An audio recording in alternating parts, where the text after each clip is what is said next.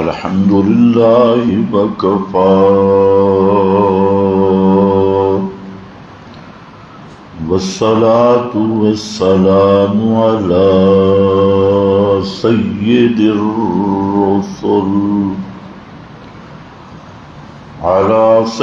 الرسل وخاتم الأنبياء. أما بعد فأعوذ بالله من الشيطان الرجيم. بسم الله الرحمن الرحيم.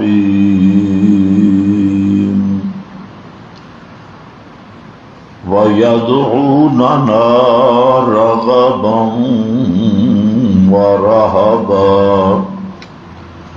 وكانوا لنا خاشعين.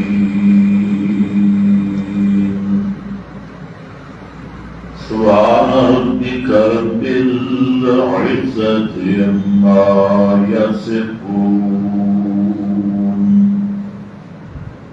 وسلام على المرسلين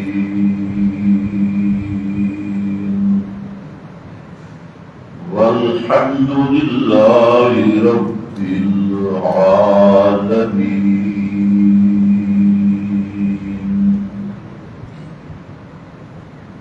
انتہائی قدر بزرگوں اور بھائیوں، آپ حضرات کے سامنے مسلسل مضمون چل رہا ہے صراط مستقیم کا مفہوم. گزشتہ بیان میں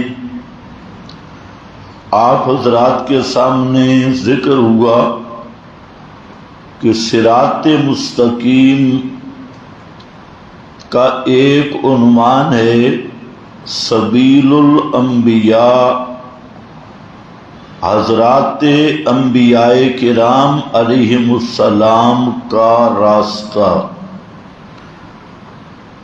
اس میں دو چیزیں ہیں، ایک تو ہے حضرات انبیاء کرام کی دعوت اور دوسرا حضرات انبیاء کرام علیہم السلام کا عمل. یہ دونوں چیزیں صراط مستقیم میں اور تمام امت کے لیے ہدایت کا راستہ ہیں اور کامیابی کا راستہ ہیں. جہاں تک دعوت الانبیاء کی بات ہے تو وہ آپ پورا قرآن پڑھ لیں، اول سے لے کے آخر تک ہر نبی کی دعوت یہی مسئلہ رہی کہ اللہ کے سوا الہ کوئی نہیں. ہر پیغمبر کی دعوت یہی ہے. حضرت نوح سے لے کے امام کائنات تک ایک ہی مسئلہ چل رہا ہے، اور وہ مسئلہ یہ ہے کہ الہ صرف اللہ ہے، اللہ کے سوا الہ کوئی نہیں. یہ اتفاقی اور اجماعی دعوت ہے تمام حضرات انبیاء کرام کی اور تمام حضرات انبیاء کرام پر ایمان رکھنے والوں کی.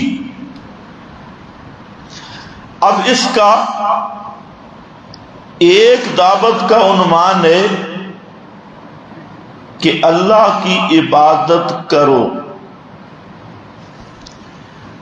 اس پر یاد رکھ لو، کسی ایک نبی کو بھی اللہ نے اس مسئلہ کے ساتھ مبعوث نہیں کیا کہ کوئی ایک پیغمبر بھی آیا ہو جس نے یہ کہا ہو کہ اللہ کی عبادت کرو؟ بالکل نہیں۔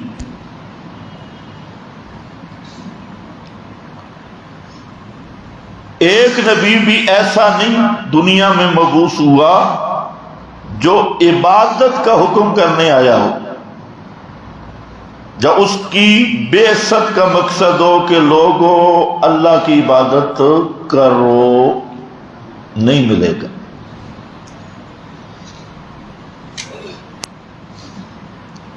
جو پیغمبر بھی آیا وہ توحید فی العبادت کا پیغام لے کے آیا، اور توحید فی العبادت میں دو پہلو ہیں، ایک نفی کا اور ایک اثبات کا۔ اور مطلب یہ ہے کہ لوگوں اللہ ہی کی عبادت کرو، اللہ کے سوا کسی کی بھی عبادت مت کرو۔ یہ ہے سبیل الانبیاء، انبیاء کا راستہ۔ اس سے بعض لوگوں نے بڑا غلط استدلال کیا، انہوں نے سمجھا کہ انبیاء کی بعثت اس نقطہ پہ ہوئی کہ لوگوں اللہ موجود ہے لہذا اللہ کی عبادت کرو۔ اب وہ اس نقطے پہ ساری زندگی کھڑے ہیں، پہلے ثابت کریں گے جی اللہ پاک موجود ہے، کائنات خود بخود نہیں بنی، اس کو کوئی بنانے والا ہے، فلہذا اس کی عبادت کرو۔ حالانکہ یہ بات ذہن میں رکھ لو کہ جو اللہ کے وجود کا مسئلہ ہے کہ اللہ ہے، یہ ایسا بدیع مسئلہ ہے اور ایسا واضح مسئلہ ہے کہ جو انسان یہ مانتا ہے نا کہ میں ہوں، اسے ماننا پڑتا ہے کہ اللہ ہے۔ اللہ کے وجود کا وہی انکار کر سکتا ہے جو اپنے وجود کا بھی منکر ہو، اسے اپنے وجود میں شک ہو۔ اس لیے آسمانی کتابوں اور انبیاء کا یہ موضوع ہی نہیں کہ اللہ ہے، کیونکہ اللہ کے موجود ہونے کا مسئلہ اتنا پکا اور کلیئر کٹ مسئلہ ہے کہ کوئی عقل رکھنے والا تو کیا غیر عاقل مخلوق بھی اللہ کے وجود کو مانتی ہے۔ تو وجود باری تعالیٰ کے اس بات کا مسئلہ یہ انبیاء کی دعوت کا موضوع نہیں۔ اس لیے آپ پورا قرآن پڑھیں گے، قرآن نے اس پہ دلائل ہی نہیں دیے، کیونکہ جب سورج سامنے کھڑا ہو اور کوئی آدمی کہے جناب سورج کے وجود پہ دلیل پیش کر، تو اس کو تم بھی سمجھتے ہو کہ یہ دلیل کا مطالبہ کرنے والے ہی پاگل ہے۔ جب ایاں بیاں سامنے سورج نصف النہار سر پہ سورج کھڑا ہے اور یہ کہتا ہے جی سورج ہے، اس پہ دلیل پیش کر، تو یہ دنیا کے ہر آدمی کے نزدیک یہ احمق انسان ہے، پاگل انسان ہے۔ سورج اپنے وجود پر خود اس کا وجود ہی دلیل ہے۔ تو جہاں تک اللہ رب العزت کے وجود کی بات ہے تو دنیا میں آج تو چونکہ ترقی کا دور ہے اور ترقی کچھ الٹی ہو رہی ہے، دنیا میں وجود باری تعالی کے منکرین سوائے احمقوں کے اور پاگل قسم کے لوگ، فلاسفہ مناطقہ، ان کے چند لوگ ہی اللہ کے وجود کے منکر رہے، ورنہ 99% پوری کائنات اللہ کے وجود کی قائل رہی۔ آج اگر ہندوستان کے ہندو سے پوچھے، وہ بھی اللہ تعالیٰ کے وجود کو مانتا ہے، یہودی مانتا ہے، عیسائی مانتا ہے، حتیٰ کہ بدھ مذہب مانتا ہے، سکھ مانتا ہے۔ دنیا کے جتنے مذاہب اور جتنے افراد ہیں وہ اللہ تعالیٰ کے وجود کے منکر نہیں ہے۔ یہ جو دہریہ اور آج کل بات نیٹ پہ آ کے آئے ہوئے آکسفورڈ کی پیداوار اور امریکہ کی یونیورسٹیوں کے یہ کیڑے، انہوں نے یہ بات ایک نہیں چھیڑ دی، ورنہ دنیا میں 99% لوگ اول سے لے کے آخر تک اللہ کے وجود کے قائل رہے، اور اللہ تعالیٰ کے وجود کا قائل ہونے والا مسئلہ یہ ادلہ فطریہ کا مسئلہ ہے، ادلہ عقلیہ کا مسئلہ ہے، اور اس میں 99% لوگوں نے کبھی اختلاف نہیں کیا۔ اس لیے تمام انبیاء کی دعوت کا مرکز یہ نہیں شروع ہوا کہ اللہ ہے، فرمایا ما ارسلنا من قبلک من رسول الا نوحی الیہ انہ لا الہ الا انا فاعبدون۔ انبیاء کی دعوت توحید پہ رہی کہ الہ صرف ایک ہے، اس کے سوا الہ کوئی نہیں، تو عبادت صرف ایک کی کرو اور کوئی عبادت کے لائق نہیں۔ اس پہ سب انبیاء کی بعثت ہوئی، اور یہی سبیل الانبیاء ہے، اور یہی دعوت الانبیاء، اور یہی صراط مستقیم ہے جس کو آپ ہر نماز میں مانگتے ہیں، اہدنا الصراط المستقیم، یہ وہ راستہ ہے صراط مستقیم۔ اس پر میں دلائل دے چکا ہوں کہ سبیل انبیاء کو صراط مستقیم قرآن نے ذکر کیا ہے، اور قرآن نے ہی سے صراط مستقیم قرار دیا ہے۔ ہماری بات یہ چل رہی تھی کہ جس طرح انبیاء کی دعوت یہ صراط مستقیم ہے، اسی طرح حضرات انبیاء کرام کا عمل وہ بھی صراط مستقیم ہے، اور اس کی وجہ ہے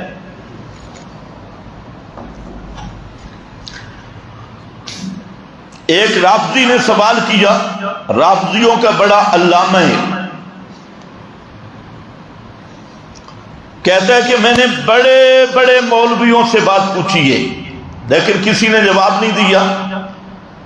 اب ذرا آپ بھی غور سے سنیں،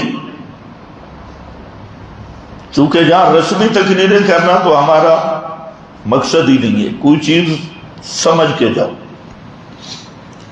اس نے کہا بڑے بڑے مدارس، بڑے بڑے علماء سے میں نے پوچھا، جواب نہیں۔ اور پھر یہ مذاکرہ وزارت تعلیم میں بھی ہوا، وہاں سے ایک اپنے عالم نے بھی سوال کیا کہ ہمارا یہ مذاکرہ چل رہا ہے اور ایک سوال ہے، آپ اس کا جواب دیں۔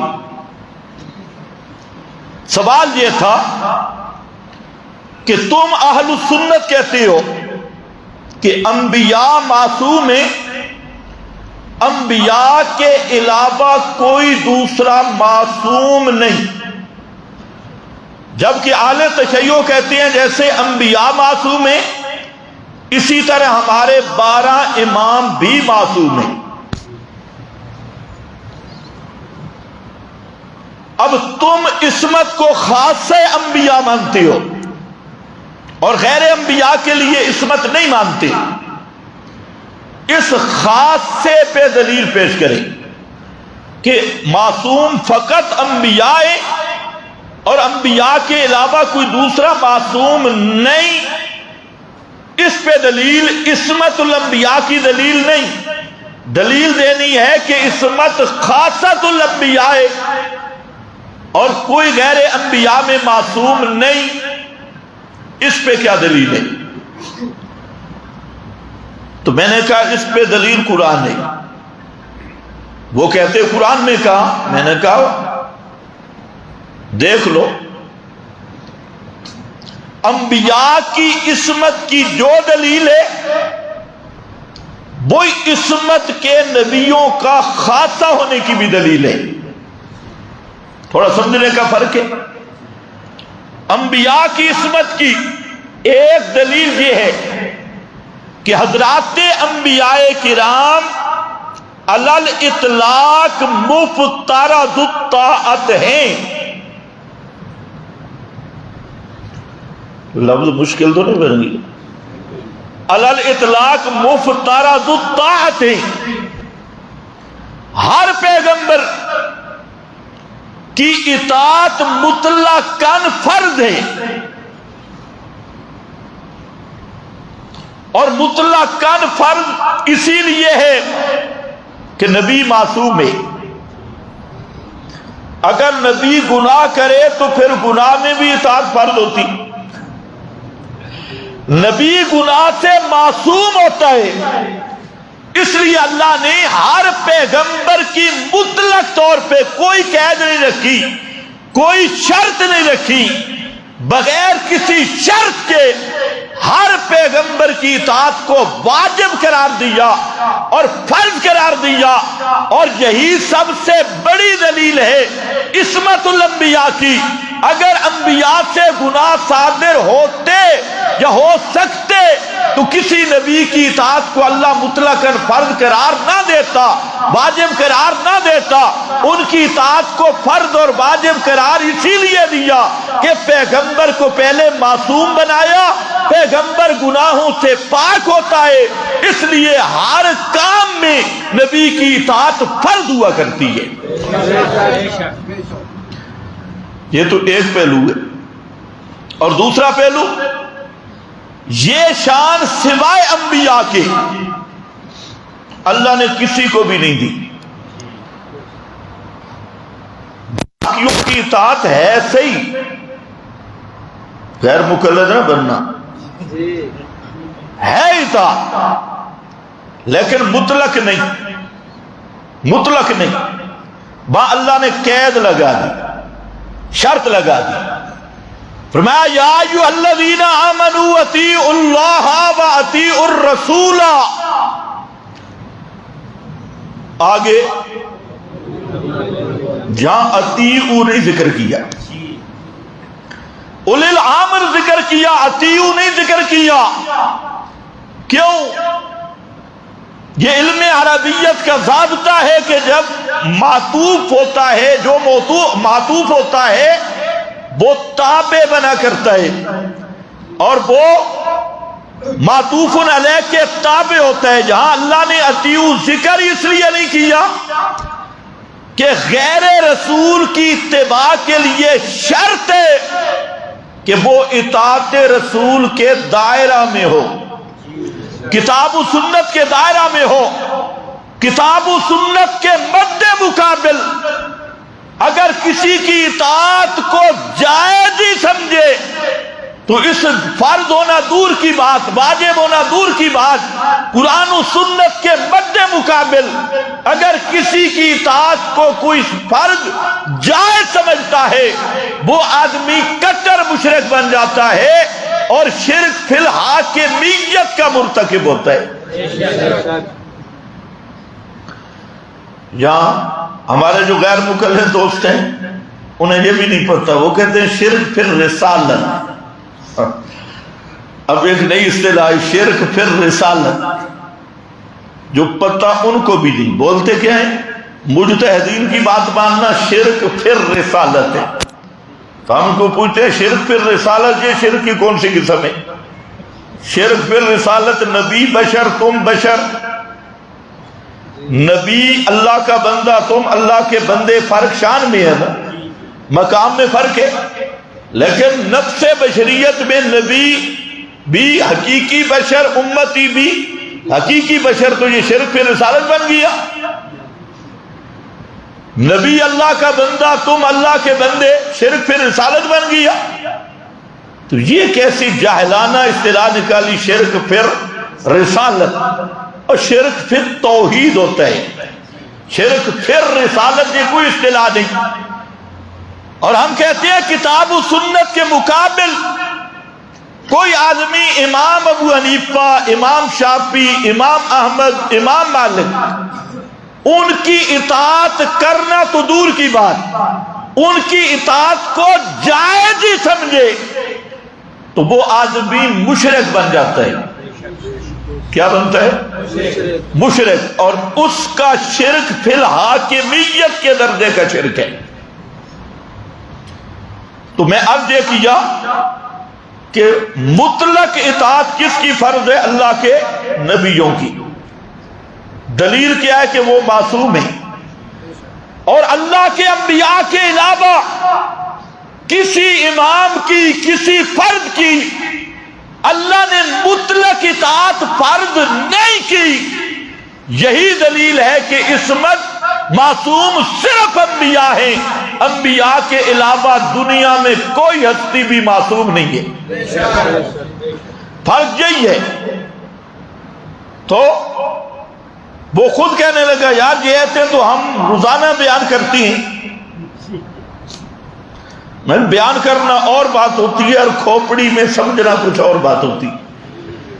بیان سارے کرتے ہیں لیکن سمجھنا یہ اللہ کی توفیق ہوتی ہے۔ جو عصمت الانبیاء کی دلیل ہے وہی ان کے مزعومہ اماموں کی عصمت کی نفی کی دلیل ہے، اور غیر مقلدین کے پروپیگنڈا، رات دن کے جھوٹ کا بھی جواب۔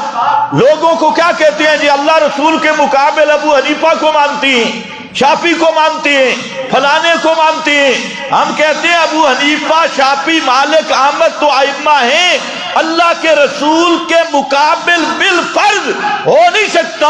اگر کسی صحابی کا قول اس کو بھی کوئی جائز سمجھے ماننا تو وہ بھی انسان مسلمان نہیں رہتا۔ امام ابو حنیفہ، امام شافعی تو صحابہ سے بہت کم درجے کے لوگ ہیں۔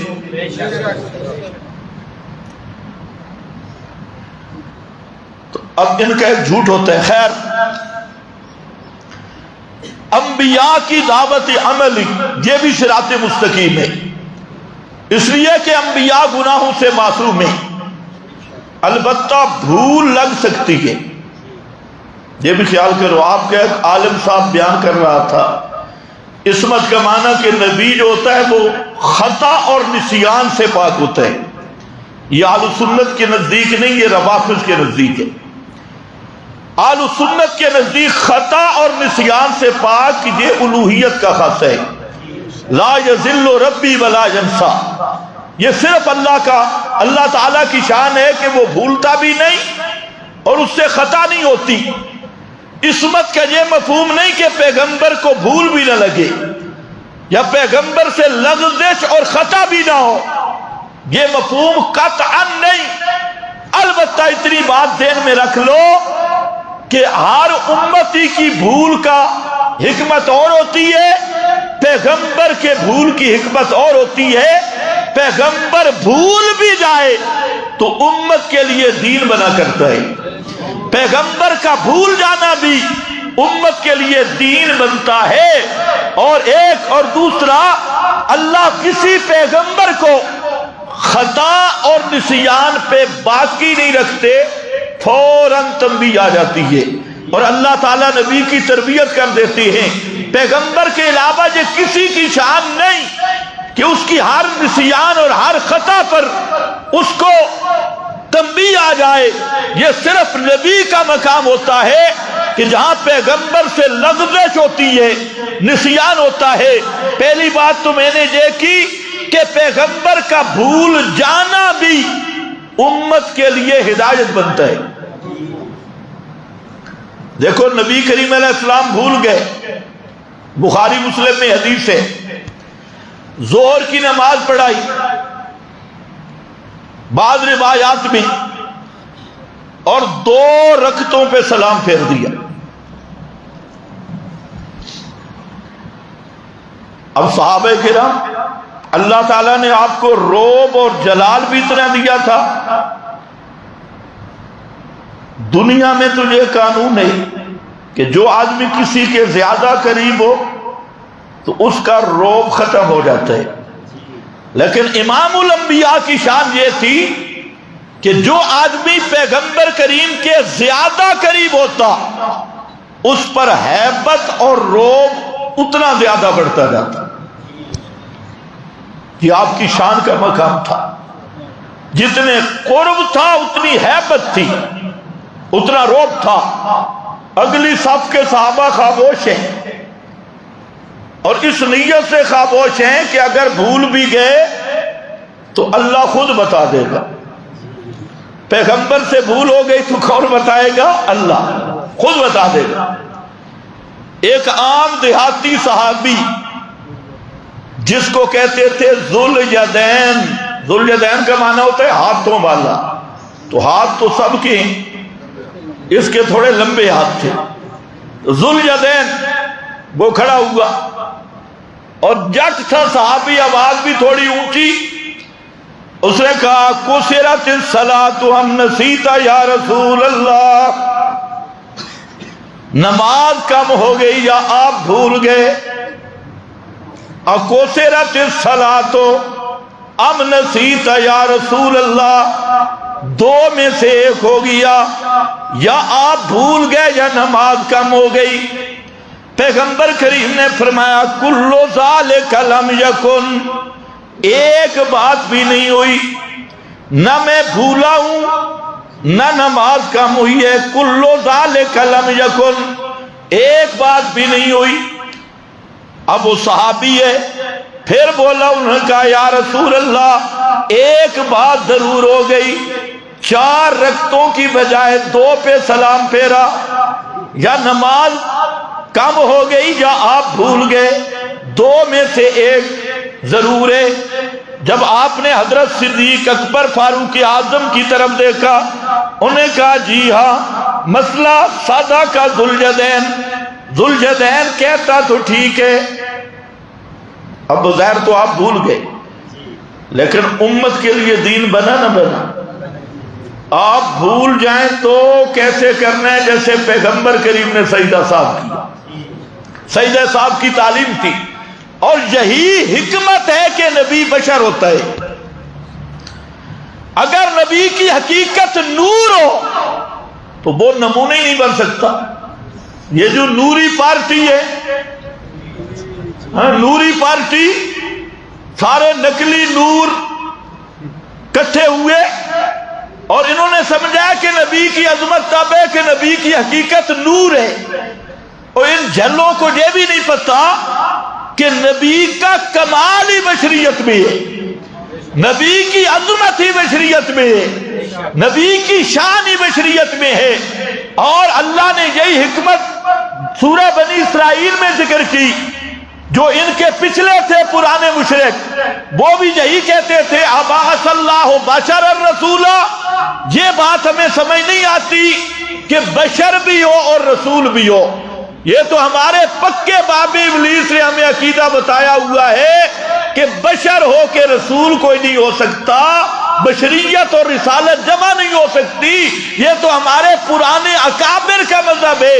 اللہ نے فرمایا میرے پیغمبر آپ اپنا اعلان کر دیں، قل سبحان ربی حل کنت الا بشرا رسولا، آپ اعلان کر دو کہ میرا رب شریکوں سے پاک ہے، میں بشر رسول ہوں، بشر رسولا، یہاں ترجمہ کرنے کی ضرورت بھی نہیں، بشر پہلے رسول، عام جٹ کے سامنے پڑھو نا بشر رسولا، بشر رسولا۔ ہمارے حضرت مولانا محمد یوسف رحمانی صاحب رحمہ اللہ ایک مولوی سے مناظرہ کر رہے تھے، تو مولوی کبھی کدھر پھرتا کبھی کدھر پھرتا، انی جاعل فی الارض خلیفہ پہ جاتا، کبھی کدھر جاتا کبھی کدھر جاتا۔ انہوں نے کہا صرف ایک ہی بات کر، میں قرآن سے دکھا رہا ہوں بشر رسولا، اگر تیرے میں جرأت ہے تو قرآن سے نکال دے نور رسولا، بات ختم۔ میں دکھا رہا ہوں بشر رسولا، تو دکھا دے نور رسولا۔ عام جٹ سمجھ گئے، انہوں نے کہا مولوی نے بات ٹھیک کی ہے بھائی، یہ بشر رسولہ تو ہمیں سمجھ آتے ہیں، ترجمے کی ضرورت بھی نہیں تھی، نور رسولہ کہیں سے لکھا؟ تو نبی کا کمال بشریت ہے، اسی لیے اگر نبی نوری ہو اسے بھوک نہیں لگے گی، پیاس نہیں لگے گی، اسے تقاضا نہیں، نکاح نہیں، شادی نہیں، اولاد نہیں، سسرال نہیں، داماد نہیں، خاندان نہیں، تو پھر وہ امت کے لیے نمونہ کیسے بنے گا؟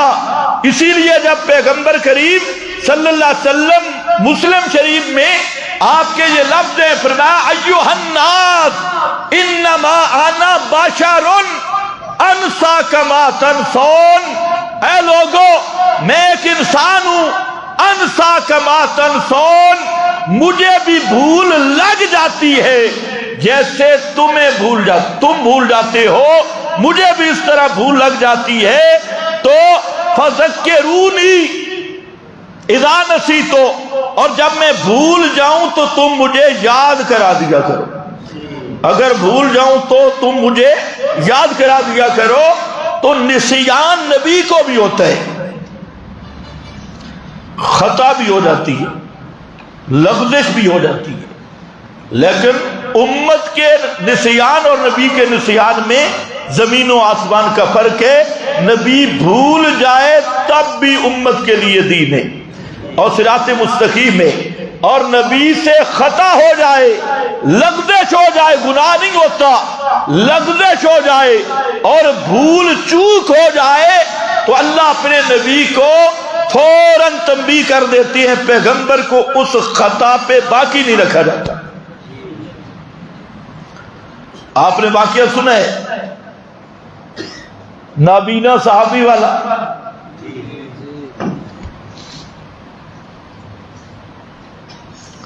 آپ مشرکین کو دعوت دے رہے ہیں، مالدار مشرک تھے، اور آپ کا ذہن مبارک میں یہ بات آئی کہ اگر یہ مشرک مسئلہ مان لے تو اسلام کو ظاہری قوت بھی مل جائے گی۔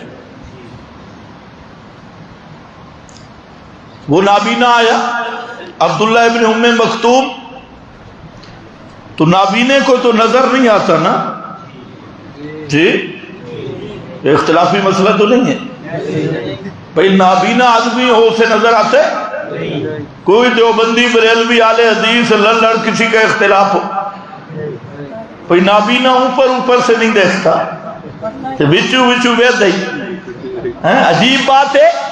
سارے فرقے متفق ہیں کہ نابینے کو نظر، اچھا نابینے کے روح اندر ہوتی ہے یا نہیں؟ روح اندر موجود ہے لیکن نظر نہیں آتا، تو کمال تو اس احمق کی ہے جو کہتے ہیں مردے دیکھتی ہے اور پہچانتی ہے، اندر روح نہیں۔ یہ مردوں کو دکھانے کے لیے تیار ہے، اور جہاں نبی کا نابینا صحابی ہے، صحابی بھی ہے، نابینا بھی ہے، صحابی بھی نابینا بھی، معلوم ہوتا ہے کہ ان آنکھوں سے دیکھنا بھی صحبت کے لیے ضروری نہیں، پیغمبر کی مجلس کا نصیب ہو جانا ایمان کی حالت میں، یہی صحابیت ہے۔ من لقی النبی بالایمان، ابن حجر، علامہ عینی، شارح طیبی سب نے لکھا من لقی النبی بالایمان، جس کو ایمان کی حالت میں نبی کی مجلس نصیب ہو جائے وہ صحابی ہے۔ ابھی ذرا حج کا موسم بھی آ رہا ہے، ان حاجیوں کو پوچھو حاجی بننے جا رہے ہو یا صحابی بننے جا رہے ہو؟ تمہیں اللہ کرے سمجھ ہے، حاجی تیاری کر رہے ہیں، ان کو کہو ذرا بتا دو حاجی بننے جا رہے ہو یا صحابی؟ کس نیت سے جا رہے ہیں جی؟ یا صحابی بننے؟ کوئی واپس آئے اس کو آپ مبارک دے، مبارک جی صحابی بن کے آئے اور میں تجھے دیکھ کے تابعی بن گیا، صحیح ہے؟ اور اگر عقیدہ یہ ہے للڑ پارٹی کا کہ پیغمبر کریم دنیاوی حیات کے ساتھ زندہ ہیں، سنتے بھی ہیں، روزے پہ آنے والوں کو دیکھتے بھی ہیں، پھر دعا سے خالی نہیں، ان سے پوچھو کہ تمہارا ایمان ہے یا نہیں، اگر تمہارا ایمان ہے تو پھر صحابی ہونے کا دعویٰ کر، اور اگر ایمان نہیں تو پھر کہنا چاچی ابو جہل کی طرح کافر ہے۔ حاجی تو وہ بھی تھا، عجیب بات ہے۔ ابھی سے کہہ رہے ہیں جی میرے سلام دینا، حاجی صاحب جا رہے ہو میرے سلام دینا، بڑے عجیب بات، پیغمبر سے بات بھی ہو رہی ہے، عقیدہ ہے کہ آپ سنتے بھی ہیں، دیکھتے بھی ہیں سفر کے حالات، اور مولانا سرفراز نے تو لکھا ہے کہ دل کے خطرات بھی جانتی ہیں، سفر کے حالات بھی جانتی ہیں اور دل کے خطرات بھی جانتی ہیں، یہ مولانا سرفراز خان شیخ الحدیث نصرت العلوم وہ لکھ رہا ہے. اب اور یہ سارے لڑوں کا عقیدہ ہے وہاں جا کے دعا کرواؤ. میری ترنول میں دکان نہیں چل رہی، اسلام آباد میں بڑی مہنگائی ہے، ادعو اللہ، اللہ کے رسول دعا فرماؤ.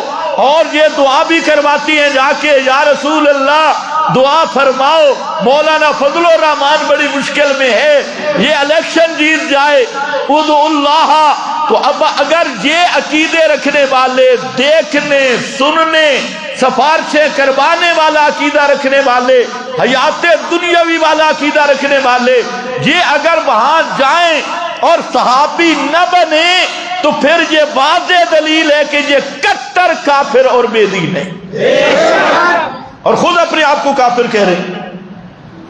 بھئی اتنے دیر تک تو صحابی بن جانا چاہیے. خیر حضرت عبداللہ ابن ام مکتوم آگئے، انہوں نے مسئلہ پوچھا.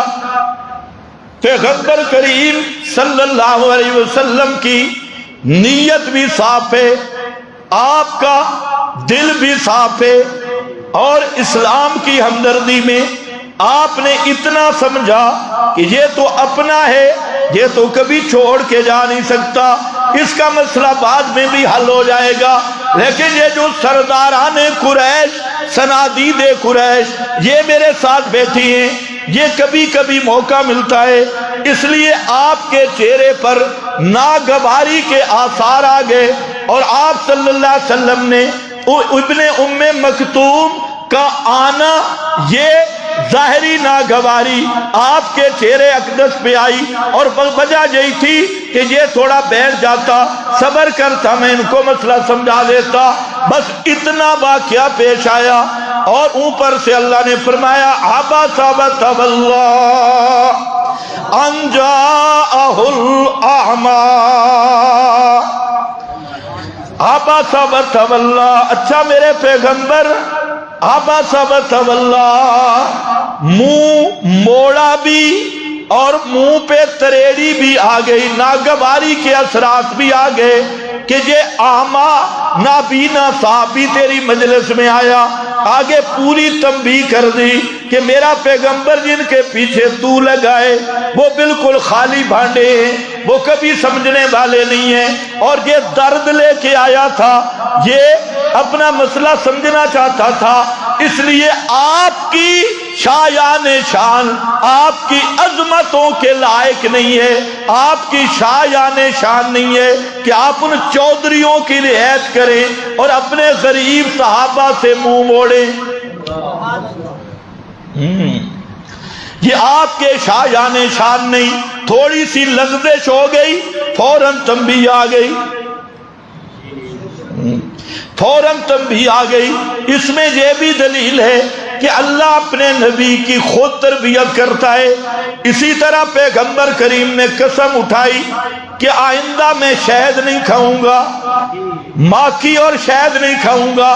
اللہ نے فرمایا یا ایھا النبی لما تحرم ما احل اللہ لک، اے میرے پیغمبر لما تحرم، آپ تو نبی ہیں، نبی کا منصب تو احکام الہی کو پہنچانا ہے.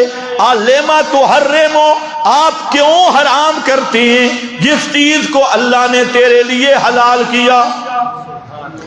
حلال کسی چیز کو کرنا، حرام کرنا یہ کس کا اختیار ہے؟ اور نبی کا کام ہے پہنچانا.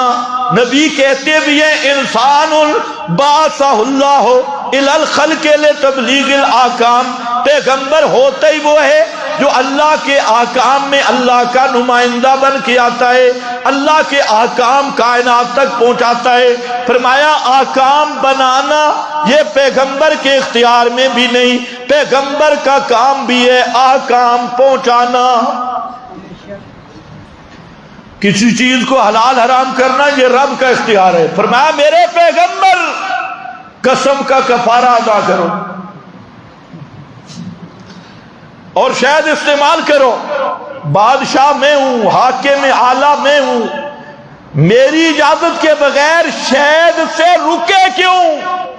لما تحرم ما احل اللہ لک، اور یہ اس لیے کہ نبی کی ہر بات امت کے لیے نمونہ ہے، ہدایت ہے، اس لیے اللہ نے پیغمبر کریم کو کسی لغزش پہ باقی نہیں رکھا، کسی نسیان پہ باقی نہیں رکھا۔ تو میں عرض کر رہا تھا، اور ساتھ یہ بھی سن لو کہ جب پیغمبر کریم نے فرمایا میں شہد نہیں کھاؤں گا، یہ حدیث بنی یا نہیں بنی؟ یہ حدیث ہے، اور اوپر قرآن آ گیا، درمیان میں راوی شابی بھی کوئی نہیں۔ پیغمبر کریم براہ راست کہہ رہے ہیں میں شہد نہیں کھاؤں گا، یہ حدیث رسول بن گئی، اوپر قرآن آ گیا۔ اسی لیے بعض روایات میں آیا اللہ کے رسول فرماتے ہیں کلام اللہ ینسخ کلامی بکلامی لا ینسخ کلام اللہ۔ اللہ کا کلام جب آ جائے تو اللہ کا کلام میری بات کو تو مٹا دیتا ہے، لیکن میرا کلام رب کی بات کو مٹا نہیں سکتا، اللہ کے کلام کو مٹا نہیں سکتا، نسخ نہیں کر سکتا، مٹا نہیں سکتا۔ اس لیے میرا بھائی آج تو لوگ جھوٹے راویوں کی روایتیں لے کے پھرتے ہیں، نواسب روافظ کی روایات لے کے منڈی لگائی ہوئی ہے۔ یہاں تو پیغمبر کریم کے منہ مبارک سے لفظ نکلے ہیں، اوپر سے قرآن آ گیا، قرآن آیا، حدیث تو واپس ہو گئی، کفارہ بھی ادا ہو گیا، لیکن قرآن کا مسئلہ اپنے مقام پہ جم گیا اور قائم رہا۔ پتہ چلتا ہے جب صاحب قرآن خود قرآن کے متبع ہیں، بلا صاحب قرآن کی حدیث وہ قرآن کے خلاف آ کیسے سکتی ہے؟ تو انبیاء کا راستہ یہ صراط مستقیم، درمیان میں جو دو سوالوں کا جواب میں نے دے دیا۔ اب انبیاء کی عملی دعوت کیا ہے؟ بالکل اختصار کے ساتھ حضرت آدم سے لے کے حضرت محمد مصطفیٰ تک صلی اللہ علیہ وسلم انبیاء کا طریق سن میرا بھائی، قرآن مقدس بیان کر رہا ہے۔ یہاں جو ذکر کیا وَيَدْعُونَنَا رَغَبًا وَرَهَبًا، یدعوننا رغبا ورہبا، ہر پیغمبر نے اپنی حاجت اور مشکل میں صرف مجھے پکارا ہے، کسی اور کو نہیں پکارا، کسی کی سورو پکار نہیں کی۔ یہاں اس نام میں بڑا راز ہے۔ حضرت شیخ القرآن رحمت اللہ تعالی علیہ فرماتے تھے یہ سورۃ الانبیاء یہ نا والی سورت ہے۔ کس والی؟ بولو نا۔ نا کا معنی ہم، یدعوننا رغبا ورہبا، پکارتے تھے صرف مجھے، اور کیسے پکارتے تھے؟ رغبا رہبا، میری رحمت پہ امیدیں رکھ رکھ کے، اور میرے غضب سے ڈر ڈر کے، میرے جلال سے ڈر ڈر کے۔ یہ ہے طریقہ دعا کا، یدعوننا، پکار بھی صرف اپنے رب کو۔ اگر یہ مسئلہ پکا ہو جائے نا سارے مسائل سے جان چھوٹ جائے، لیکن یہ مسئلہ پکا نہیں ہو رہا۔ اول تو اللہ کو پکارنا ہی نہیں۔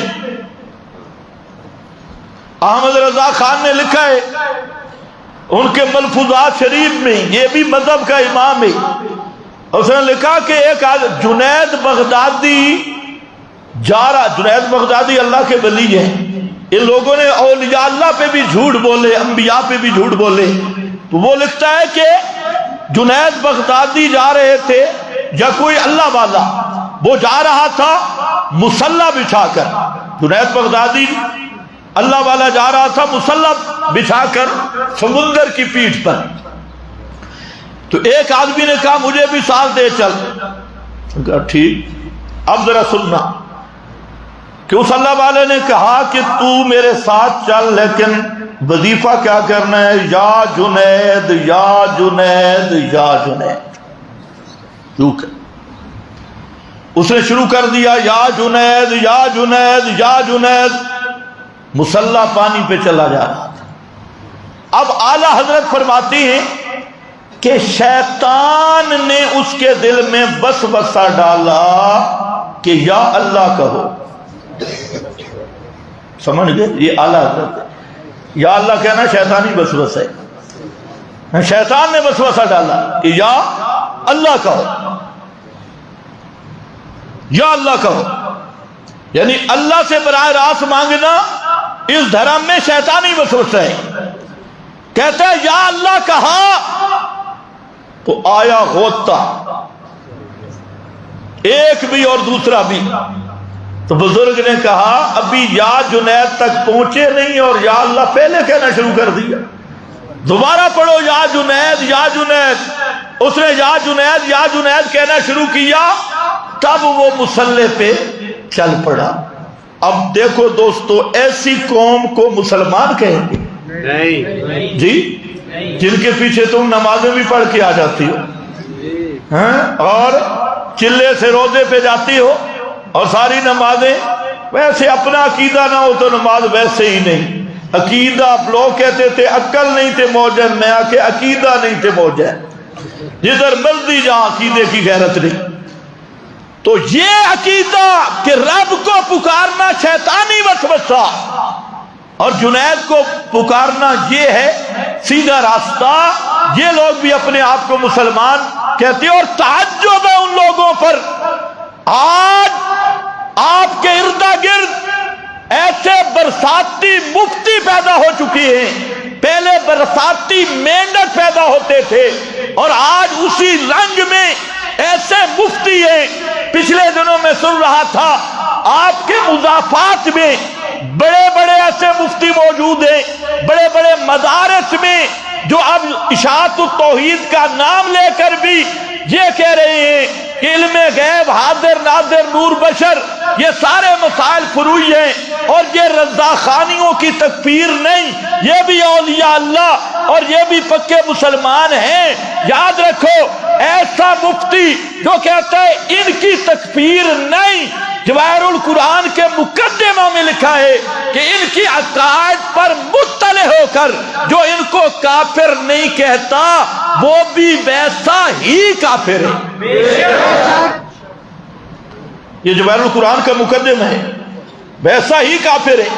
اور علامہ انور شاہ صاحب نے لکھا ہے ایک پار الملحدین میں، فرماتے ہیں کہ ایک آدمی کفر کرے اور مفتی صاحب اس کے کفر کی تعویل کرتا ہے تو وہ بعد میں کافر ہے، پہلے مفتی کافر ہے۔ اب یہ کھیل شروع ہو چکی ہے۔ میں تو حیرانگی سے تعجب کی بات ہے کہ یہ جو علاقہ چھچ کے مولوی ہیں، حالانکہ علاقہ چھچ کے جو پہلے حضرات تھے بڑے مضبوط تھے، اب جو نالیک جانشین آئے اور مطالعہ شطالعہ کسی چیز کا نہیں، انہوں نے بھی شروع کر دیا جی بریلوی ہمارے بھائی ہیں، اور میں نے کہا تمہارے بھائی ہیں تو یہ اخوت فی الکفر ہوگی، اخوت فی الایمان نہیں۔ آجا یدعوننا، پکارنا کس کو ہے؟ اللہ کو۔ یہ انبیاء کا راستہ ہے، ہر مشکل میں رب کو پکارنا۔ اور پکارنا کیسے ہے؟ رغبا و رہبا، رغبا و رہبا، رغبا رغبت کرتے ہوئے، رہبا اس کی بے نیازی سے ڈرتے ہوئے، اس کی رحمت کی امیدیں رکھتے ہوئے، اس کی بے نیازی سے ڈرتے ہوئے، کیونکہ وہ کسی سے مجبور نہیں ہے، وہ اپنی مرضی کا مالک داتا ہے، جس کو چاہے دے دے، جس کو نہ چاہے دنیا کی کوئی طاقت دلانے والی نہیں۔ اس لیے فرمایا رغبا و رہبا وکانوا لنا خاشعین۔ خاشعین کے دو معنی کیے مفسرین نے، ایک معنی کیا کانوا لنا خاشعین متضرعین، یہ سارے میرے دربار میں زاریاں کرنے والے تھے، رو رو کر مانگنے والے تھے، منتیں زاریاں کرنے والے تھے۔ جو متضرعین، متضرع کہتے ہیں جب کسی دودھ والے جانور کا دودھ نکالنے کے لیے اس کے تھنوں کو کھینچا جاتا ہے، اس کو عربی میں کہتے ہیں الزرع، اور اسی سے ہے داریاں کرنا، رونا، رو رو کے مجھ سے مانگتے تھے، خاشعین، اور دوسرا معنی شاہ عبد القادر نے کیا، میرے سامنے دبے رہتے تھے، اس لیے میرا بھائی اس کا یقین بٹھا، صرف زبان پہ نہیں دل کا یقین لیا، اندر محنت کر کہ تیرے دل میں اللہ کے دروازہ پکا ہو جائے، اور تیرے دل میں جب بھی مانگنا ہو تو براہ راست رب سے مانگنے کا داعیہ پیدا ہو۔ یہ صرف سننے سنانے کا کام نہیں ہے، یہ تدبر اور غور کا کام ہے۔ آج بڑے بڑے مواحد ہیں، لیکن جب مشکل پڑتی ہے، امتحان پڑتا ہے، تو پھر اللہ بھول جاتے ہیں، پھر ظاہری سہارے۔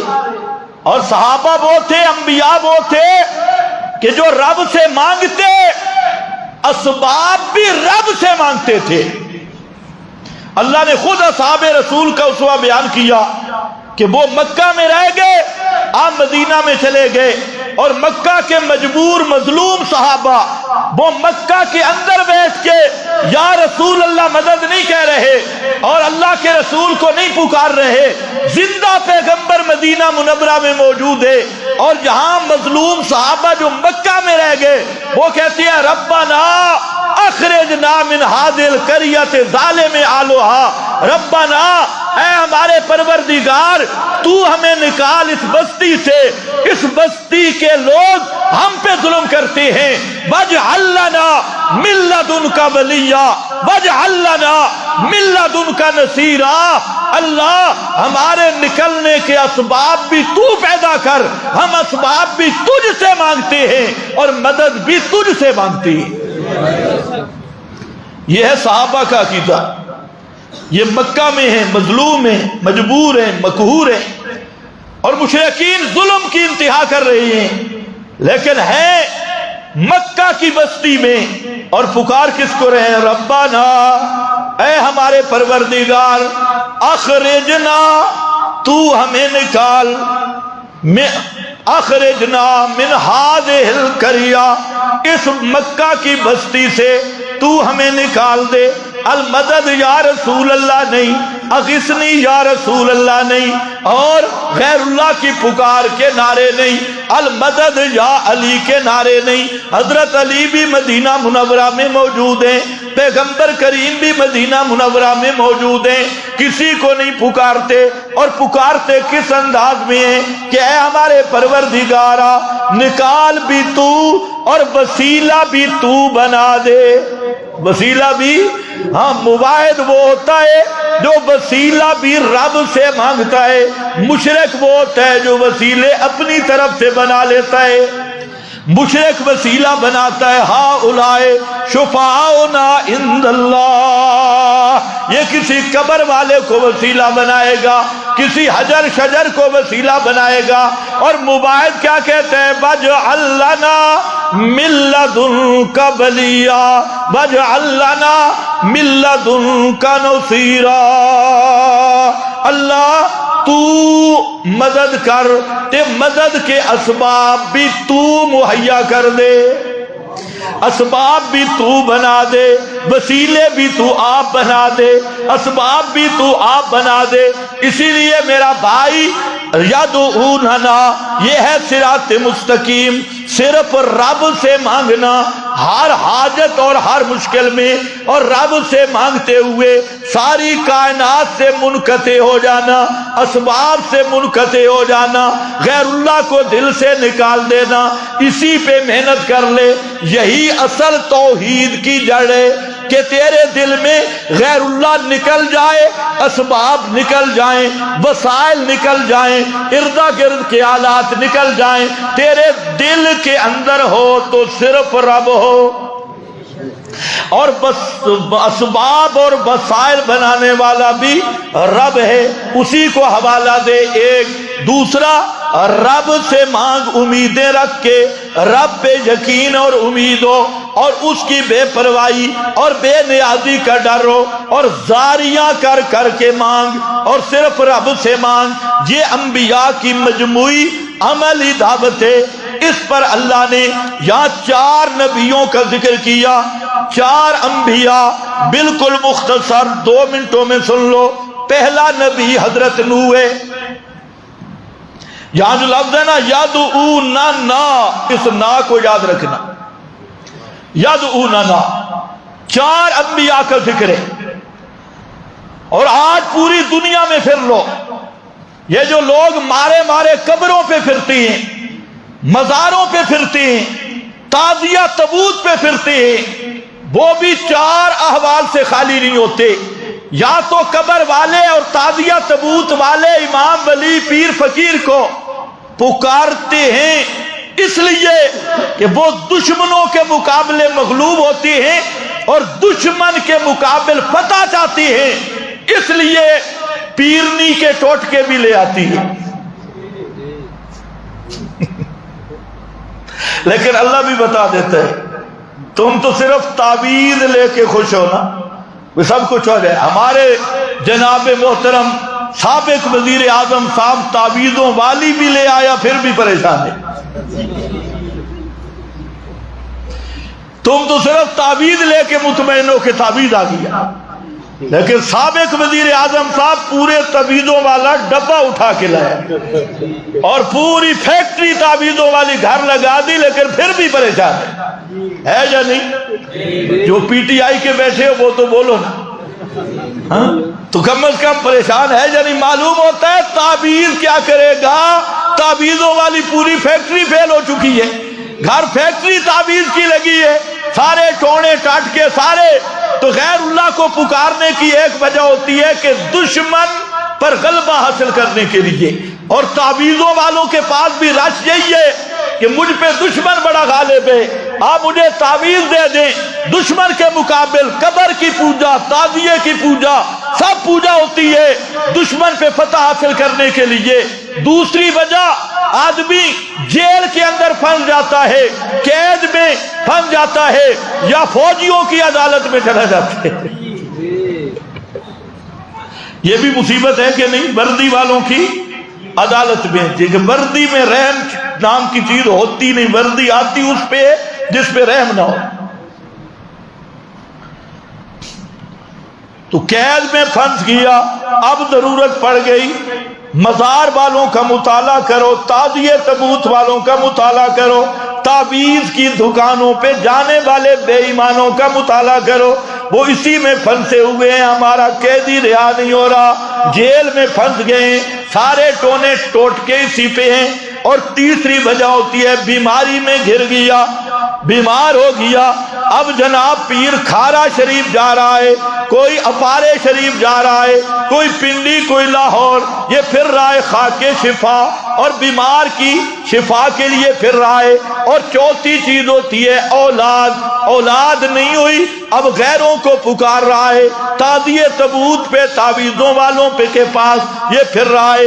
یہ 4 اصل ضرورتیں ہوتی ہیں جس کی وجہ سے در در کے چکر کاٹنے پڑتے ہیں۔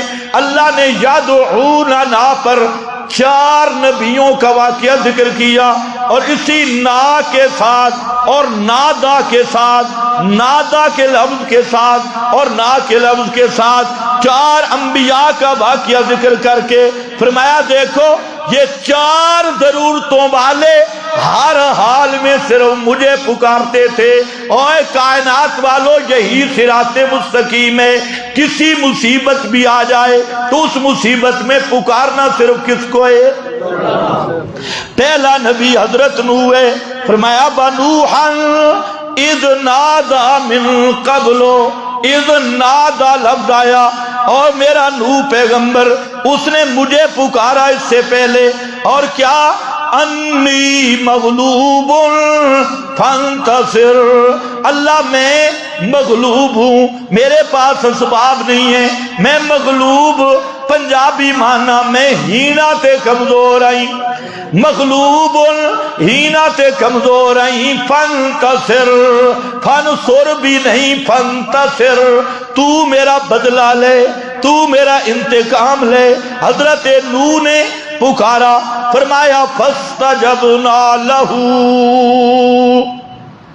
हजरत नूह दुश्मनों के मुकाबिल घिरे हुए थे, 9.5 साल 100 साल का दुश्मन, सारे दुश्मन वो हजरत नूह को रोजाना मार रहे हैं और तंग कर रहे हैं। तो दुश्मनों से मगलूब होकर पैगंबर ने किसको पुकारा? ये है अल्लाह ने बताया, अगर दुश्मनों में घिर चुके हो तो पुकारो किसको? सिर्फ अल्लाह को। इस तरह पुकारो जैसे मेरे नूह ने पुकारा, और नूह पैगंबर ने दुआ रब्बहू पुकारा सिर्फ अपने रब को, रब्बहू अन्नी मगलूबुन, अपनी आजदी पेश की, अपनी कमजोरी, अंतू रब है मैं मगलूब हूं, फंतसिर तू मेरा बदला ले। फरमाया आओ फस्तजबना लहू फनज्जयनाहु बअहलहू मिनल कर्बिल अज़ीम, मिनल करबिल अज़ीम। सारियां घबराहटां दूर कर दितियां हजरत नूह पैगंबर की, सब मुसीबतें दूर कर दी। व नसरनाहु मिनल कौमिल्लज़ीना कज़्ज़बू बिआयातिना, ये पूरा मज़मून जिक्र किया। फिर फरमाया अगर दुश्मनों के मुकाबले घिर गए हो तो मेरे नूह पैगंबर की तरह मुझे पुकारो। लेकिन मुशरिक ने क्या शुरू कर दिया? या नूह मदद। नूह खुद किसको पुकार रहा है? यदूना रगबन व रहबा। और अगर बीमारियों में फंस चुके हो, बीमारी में घिर गए हो, तो आओ बा अय्यूब इज़ नादा रब्बहू, नादा नादा, फिर आया नादा, नादा रब्बहू। और मेरा अय्यूब पैगंबर उसने जब पुकारा अपने रब को। अटक में हमारे एक साथी है, पहले तो वो बड़े ताबीर लिखते थे, बहरहाल बाद में उन्होंने अल्हम्दुलिल्लाह तौबा की है, मेरे सामने की है। पिछले दिन उनकी तस्वीर आई तो कई हमारे जो शुरते हैं, कई बेचारे अकल से फारिग भी होती, तो वो नीचे कमेंट कर रहे थे ये तो बड़ा तावीज़ कर रहे। वो कब के तावीज़ बेचारा छोड़ चुका है। तो खैर वो सख्त बीमार हो गया, ये हमारे आंखों के सामने का वाक़या। डॉक्टरों ने से इलाज किया, हर जगह फिरता रहा, तो सख्त बीमार हुआ। मैं खुद इयादत के लिए गया, वो चारपाई से हिल नहीं सकता था। उसके दिल में एक दाया पैदा हुआ कि मैं अब उठ तो नहीं सकूंगा, लेकिन मैं बैतुल्लाह को एक दफा देख लूं। अल किस्सा वो चला गया काबतुल्लाह में, और वहां जब नजर पड़ी तो उसके पांव सूजे हुए थे, लागिर था, लेटा हुआ था। तो कहता है कि मैंने दुआ में ये लफ्ज कहे कि या अल्लाह तुझे खूब मालूम है कि मेरा अकीदा इशाअत तौहीद वाला है, और मैं तेरे सिवा किसी के पुकारने का कायल भी नहीं, और तेरी पुकार में किसी वसीले मखलूक का कायल भी नहीं।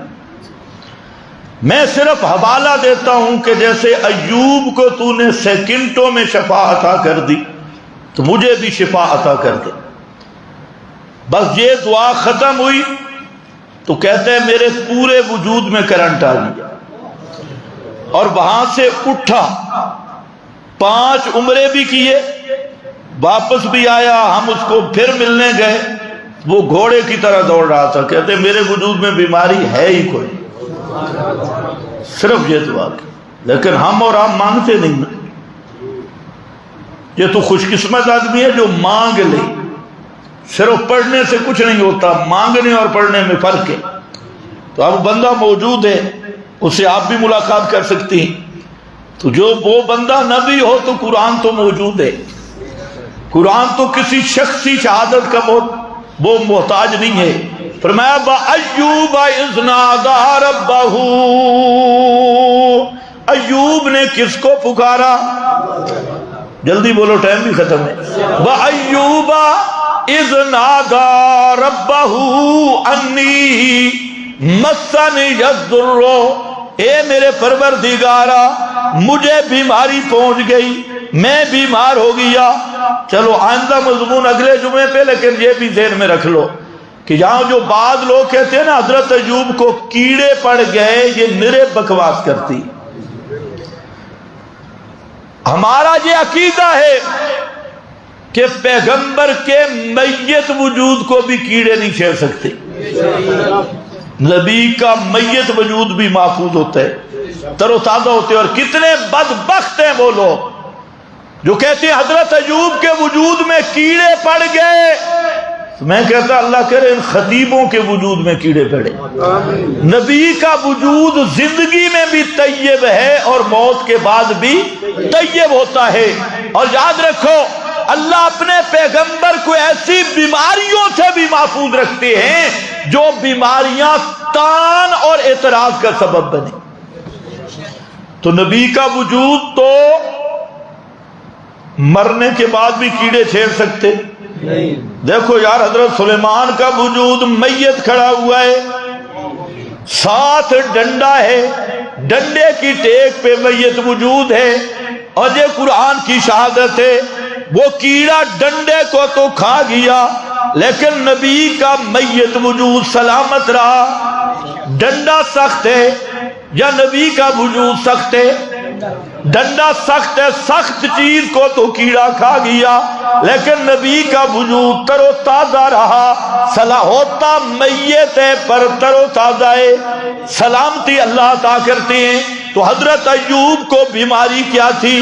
اللہ اور اس کے رسول نے اس کی تفصیل نہیں کی، اور قانون یہ ہے ابہموا ما ابہم اللہ ورسولہ، جس چیز کی تعین اور وضاحت اللہ اور رسول کی طرف سے نہ ہو تم بھی نہیں کر سکتے۔ اس لیے یہ کیڑے شیروں والی بات، یہ سب بکواس بازی والی بات ہے۔ حضرت ایوب کو کوئی بیماری تھی جو ان کی عظمت شان کے موافق تھی، وہ کیا تھی اللہ ہی بہتر جانتا ہے، پر اللہ سے دعا مانگی جو قرآن بتانا چاہتا ہے۔ قرآن کہتا ہے حضرت ایوب نے بیماریوں میں مجھ ہی کو پکارا تو فاستجبنا، ہم نے حضرت ایوب کی دعا کو قبول کیا۔ انشاءاللہ یہی میرا دل تھا کہ یہ مضمون جہاں ختم ہو، لیکن یہ ختم نہیں ہوا۔